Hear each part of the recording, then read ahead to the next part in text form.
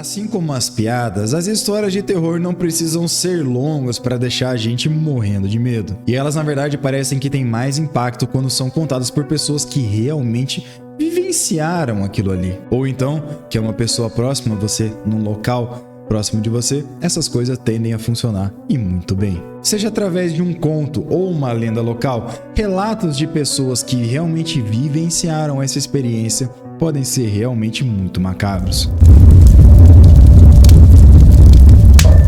E hoje, aqui no Contos da Fogueira, eu vou te contar 5 curtas de terror, 5 histórias bem curtas, que são contos, relatos, lendas urbanas, que vão deixar você sem dormir, com certeza. Então, sem mais delongas, vamos lá. Em um dia bem comum, bem normal, uma garotinha estava sozinha em casa pelas primeiras vezes e a sua única companhia era o seu cachorro. Sem nada muito melhor para fazer, ela tentou assistir um pouco de TV, se distraiu um pouco e nas notícias ficou sabendo de um assassino que estava solto na sua cidade. E, como todo mundo, ela fica bastante apavorada e tranca todas as portas e janelas como uma boa pessoa sensata faria. Já era tarde e seus olhos já simplesmente não aguentavam mais ficar abertos. Ela decide então ir para a cama e dormir com seu cachorro e leva ele para o quarto, deixa ele dormir debaixo da cama. Ela até estava um pouco assustada com essa história do assassino aí, mas eventualmente, sem nenhum perigo, ela consegue dormir. Tec, tec, tec, tec. Ela acorda de madrugada com barulho de gotas vindo do seu banheiro. Esse barulho deixa ela bem assustada, até porque ele é bem aleatório.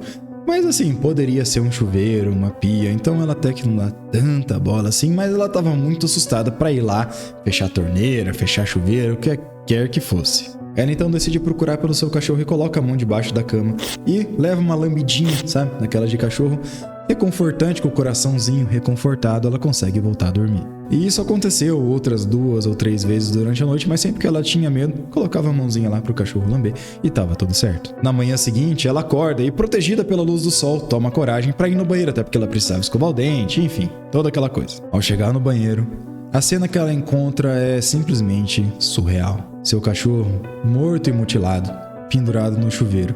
Os barulhos de gota eram o sangue dele, que pingava nos azulejos. E nesses mesmos azulejos, escritos com o sangue do seu cachorro, estavam as palavras: humanos também sabem lamber.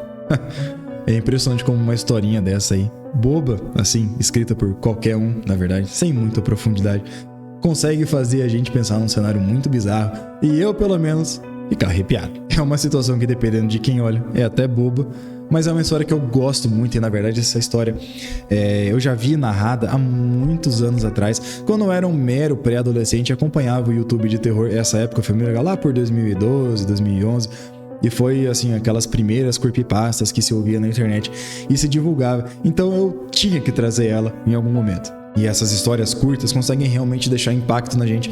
Minha recomendação aqui já fica para vocês assistirem um curta de terror que se chama Lights Out, tá? É luz apagada, né? Tradução para o inglês. Pesquisem aí, assistam, não vou falar nada e me digam depois. E aí vamos para o nosso próximo conto, que fala um pouquinho sobre lendas urbanas. Nossa próxima história vai pro folclore havaiano. Olha só que legal. Na mitologia havaiana, os Night Marchers, ou marchadores noturnos, são fantasmas mortais de antigos guerreiros havaianos que marcham durante a noite. Eles aparecem durante a noite, emergindo dos seus antigos túmulos, ou então do oceano, em homenagem aos deuses. E marcham em grandes grupos para antigos campos de batalha e locais sagrados. Esses guerreiros fantasmas marcham suspensos no ar, sem deixar nenhum tipo de rastro das suas visitas. Eles carregam lanças e clavas, tocam tambores e assopram conchas para anunciar o seu avanço. Durante a noite, os primeiros sinais da sua aproximação são primeiro os barulhos de tambor, seguido pelo sopro de uma concha, e depois o odor fétido da morte. Qualquer mortal que ver os Night Marchers e desafiá-los terá uma morte brutal e violenta. Uma das únicas maneiras de se escapar é deitar no chão de bruços, ou seja, barriga para baixo, e ficar imóvel, quietinho, pianinho até eles passarem. Isso tudo em sinal de respeito.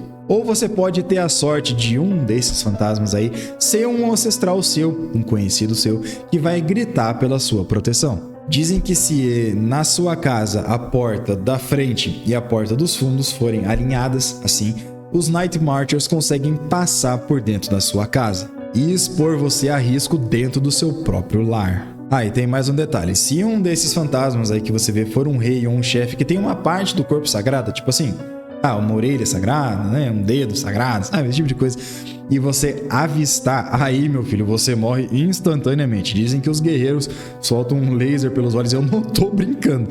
Soltam um laser pelos olhos que incinera você instantaneamente. Como o folclore havaiano é massa, cara. Se essa história aí já foi assim, eu fiquei muito curioso para pegar outras histórias e trazer para vocês, porque essa foi muito massa, especialmente a parte do laser pelos olhos. Essa nem foi tão assustadora assim e lembra muito aquela história da Santa Campanha, que é uma procissão de mortos que acontece lá no México, né, e países da América Latina, que eu já fiz um vídeo sobre isso, tá, em algum lugar aí na tela, se você quiser ver.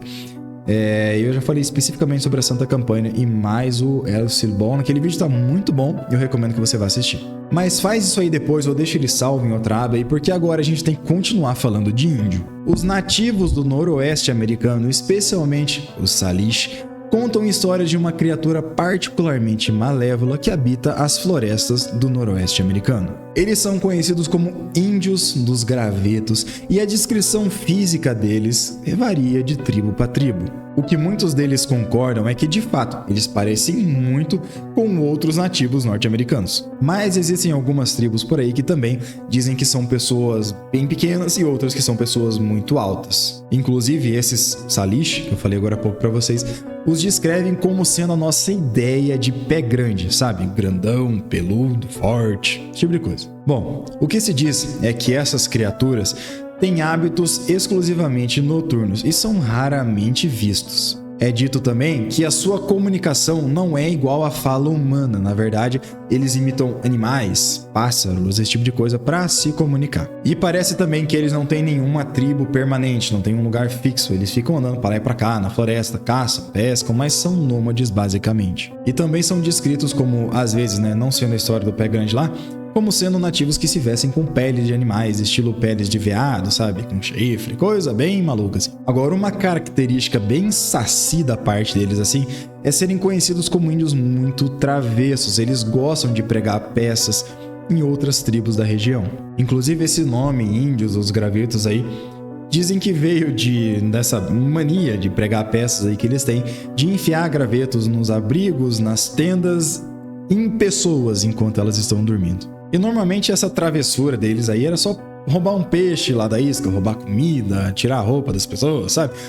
Isso não era um problema até ser. Uma característica dessas criaturas é que eles são extremamente vingativos. Então qualquer tribo que interfira nos seus interesses ou então que haja diretamente contra eles vai arrumar um problemão. Eles são mestres do disfarce e usam a noite como uma cobertura para os seus ataques mortais. Esses índios teriam uma habilidade física sobrenatural no sentido de força, agilidade e outras técnicas da natureza. Outro poder que se diz que essas criaturas têm é o de induzir emoções nos seres humanos, mais especificamente o de medo e ansiedade, especialmente em humanos que andam sozinhos, e dizem que a maneira como eles conseguem fazer isso está relacionada com os animais que eles imitam. Então, um barulho de pássaro causaria medo, esse tipo de coisa. Muitas pessoas, inclusive, que desaparecem das suas tribos, são relacionadas a esses índios especificamente. E as crianças naquela região são educadas para que desde sempre não andem sozinhas pelas florestas e não mexam com essas criaturas, porque elas seriam raptadas e, especialmente as mulheres, seriam sequestradas para servir de esposas e corpos para reproduzir, sabe? Além de escravos, é lógico. E eu nunca tinha ouvido falar assim dessa história, mas quando eu me deparei com ela, eu achei muito interessante, porque Eu foquei mais aqui nas brigas de tribo, mas só que existem vários relatos de pessoas que veem essas criaturas ao longo das estradas, mas aquelas estradas bem típicas de filme, sabe? Aquela de Mad Max, que você tem quilômetros de deserto, quilômetros de floresta até às vezes, sem nada, numa região extremamente vazia e que não tem civilização por perto. Então são esses lugares que são propícios para esse tipo de lenda. Lógico, né? Até porque ninguém tá vendo pé grande na cidade, mas eu achei muito interessante e eu espero que você tenha gostado também. Conta pra mim aqui o que você achou dessa história dos Índios dos Gravetos. E falando em monstro e criatura, vamos pra nossa próxima aqui, que essa vocês vão gostar, tenho certeza. A gente vai assim voltar a falar de folclore um pouco, mas dessa vez o folclore filipino. E se você gosta de vampiro ou tem medo deles, fica aí que você vai gostar desse. O Manananggal. É um nome difícil de falar, mas é também uma criatura do folclore filipino semelhante a um vampiro. Mas o que acontece? Durante o dia normal, o Manananggal é uma pessoa normal. Essa que você conversa, troca ideia, tá vendo pra lá e pra cá.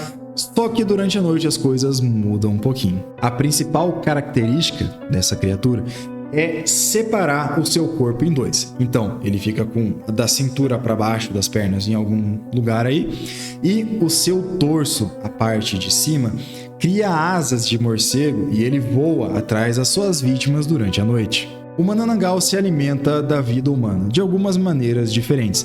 Ele tem uma língua enorme que serve como um tubo, quase como se fosse um bico de mosquito mesmo, que ele usa para devorar suas vítimas favoritas, que no caso são mulheres grávidas, mas não as mulheres grávidas em si, mas os seus fetos, e ele utilizaria essa língua para sugar o feto lá de dentro, entendeu, né?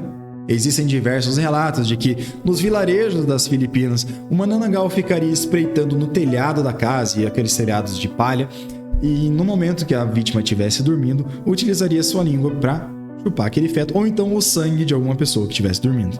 Ele também está bastante associado com a desgraça na vida das pessoas, então é lógico, né? Se ele suga o seu bebê, você vai ficar sem bebê, mas ele também está associado a brigas de casal, tipo assim, de você ser assombrado por um Manananggal e aí você brigar muito com a sua esposa, ou então com jovens noivos, esse tipo de coisa. As fraquezas do Manananggal são muito parecidas com as dos vampiros clássicos, sabe? Sal, vinagre, cheiros fortes, alho. E só que inclusive tem uma história bem específica ali, que é uma fraqueza contra um rabo de arraia que pode ser usado como chicote. Além disso, ele teria aversão a adagas, ferro e, enfim, estacas de madeira. Só que aí é aquele negócio, né? Quem que não ia morrer com uma facada? Mas enfim, a metade das pernas do Manananggal seria a sua parte mais vulnerável. Então, se você encontrar uma dessas partes por aí, é dito que você precisa jogar sal em cima dessa parte, porque ela não vai ser agressiva, né? A parte agressiva mesmo é a parte de cima do corpo. E se você jogar sal na cintura, ele não vai conseguir voltar para suas pernas, e aí na luz do sol, no outro dia, ele não vai conseguir se transformar numa pessoa normal e vai morrer com a luz do sol. Contando essa história aqui, eu tô pensando até em trazer um vídeo especificamente disso, porque tem várias histórias, inclusive uma muito interessante, que a CIA usou dessa lenda do Manananggal aí pra basicamente dar um golpe de estado nas Filipinas uma vez. Eu acho uma história muito massa. Talvez não seja tanta pertinência do canal, mas me diz aí se você quer ouvir uma história assim. E, pra finalizar, vamos pra nossa próxima lenda. A nossa próxima lenda aqui continua no folclore filipino, tá? Eu achei ele bem legal e vamos fazer mais uma lenda disso. Na cidade de Manila, mais especificamente num local que se chama Balete Drive, se acredita que existem assombrações poderosas nessa região. Olha só, Balete é o nome de uma árvore, tá? Comum ali nas Filipinas. E esse local especificamente da Balete Drive, dizem que alguns anos atrás, né, era cheio dessas árvores, que elas cresciam ao longo da estrada, criando um cenário até bem assustador, sabe? Tipo um túnel de árvores. E se acredita que essa árvore especificamente seja o lar de muitos espíritos do folclore filipino. Então, essas árvores não é que elas são assombradas, mas elas carregam entidades consigo. Deu pra entender, né? Quase como se fosse ali um casulo do sobrenatural. Não precisa ir muito longe para se achar várias histórias que dizem que a rua é assombrada, principalmente a partir de 1950. E a maioria dessas lendas conta a história de de um espírito chamado Caperosa, que significa mulher de branco em filipino, que assombraria os taxistas especificamente pela eternidade. Segundo a lenda, ou melhor, uma das versões na lenda, é de que esse fantasma é o espírito de uma jovem que foi morta atropelada por um taxista naquela região e enterrada ao redor de uma árvore de balete. Uma variação dessa lenda é basicamente a mesma coisa, só que ela acrescenta que a jovem era uma universitária e que ela também foi abusada sexualmente por esse taxista. E tipo assim, a morte foi de propósito no caso, né? Mas ela também foi enterrada numa árvore de balete. Já outra versão dessa história conta que foi na verdade uma mulher que morava naquela região e foi morta pela sua própria família, não se sabe o motivo, mas também enterrada naquela região. Independentemente dos motivos, existem diversos relatos de taxistas, principalmente, que encontram essa mulher de branco, dizem que ela é feroz, agressiva, ataca os carros e tenta capotá-los. É claro que o lado cético dessa história é que dizem que na verdade essa história de ser assombrado foi inventada por um jornalista em 1953 para vender uma história interessante. Não seria a primeira vez que a gente vê uma coisa dessa acontecer, enfim, também é uma possibilidade. No final das contas, essa é mais uma daquelas lendas urbanas que você ou acredita ou não, mas ninguém quer pagar para ver. Mas e você, o que achou das nossas lendas? Tem mais uma que eu não cobri aqui por acaso que você gostaria que eu falasse? Deixa pra mim a sugestão aqui nos comentários, eu vou adorar saber. E já que você vai estar lá embaixo, por que não se inscrever no nosso canal, curtir esse vídeo, clicar no nosso sininho? Nosso canal já é repleto, cheio de vídeos, tal como esse, com histórias que eu tenho certeza que você vai adorar. Então por que não nos acompanhar? De qualquer maneira, muito obrigado por ter assistido até aqui, um grande abraço, falou!